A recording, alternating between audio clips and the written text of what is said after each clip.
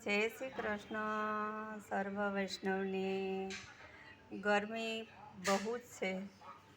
પ્રભુ ગાર્ડનમાં જાશું. આ બધી આપણે ફૂલોની તૈયારી કરી છે ગાર્ડન સજાવવા. પ્રભુનું સિંહાસન આપણે રાખીએ. હવે આપણે સજાવટ ચાલુ કરીએ. પ્રભુને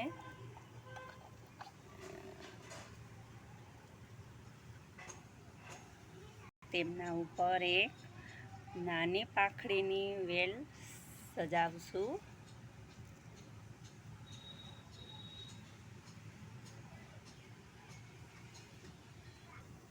આપણે એક સાઈડમાં આપણે સજાવશું. સજાવટ આ બાજુ આપણે સજાવટ કરીશું. પ્રભુને આપણે આસન ગાદી રાખી દઈશું. ગાદી પ્રભુની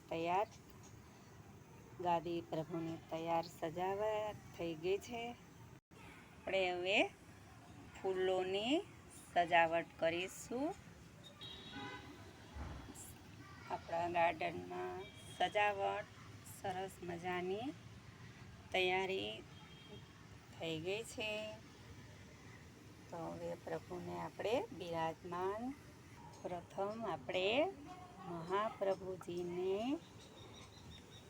બગીચામાં પધરામણી. પ્રભુને ગાયું આપણે રાખીશું. ગાયું મોર રાખીશું. પોપટ. ભગવાનને રમકડા બહુ જ પ્રિય છે. ભગવાન બહુ રમકડા જોવે તો ખૂબ ખુશ થાય છે.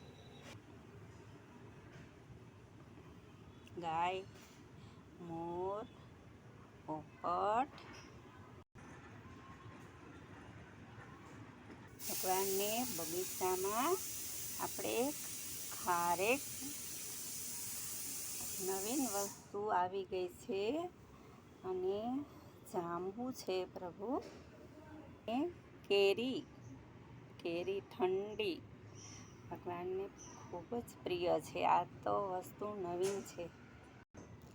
ભગવાનને આપણે બગીચામાં સરસ મજાની ઠંડક પ્રભુ લઈ રહ્યા છે. તો તમે જોઈ શકો છો. તો પ્રભુ આપણા એકદમ મસ્ત હવા ઠંડી પ્રભુ લે છે.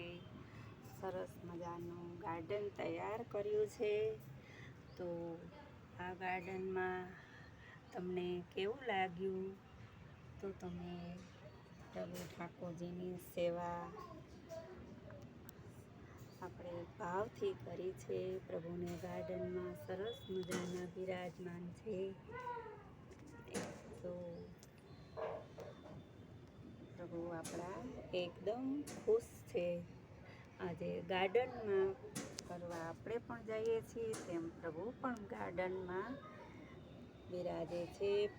પ્રભુ નજર રાખે છે ચારે બાજુ કે મારા ભક્તોને ખૂબ જ પ્રભુ આ ભક્તોને પ્રિય છે અને ભગવાનને ભક્તો પ્રિય છે. તો હે પ્રભુ ઠાકોરજી દ્વારકાના નાથ, કાંઈ પણ ભૂલચૂક થાય તો આપ ક્ષમા કરજો. આપના ચરણોમાં કાયમને માટે સેવાનો અતિ લાભ આપને આપજો. સર્વ વૈષ્ણવને જય શ્રી કૃષ્ણ.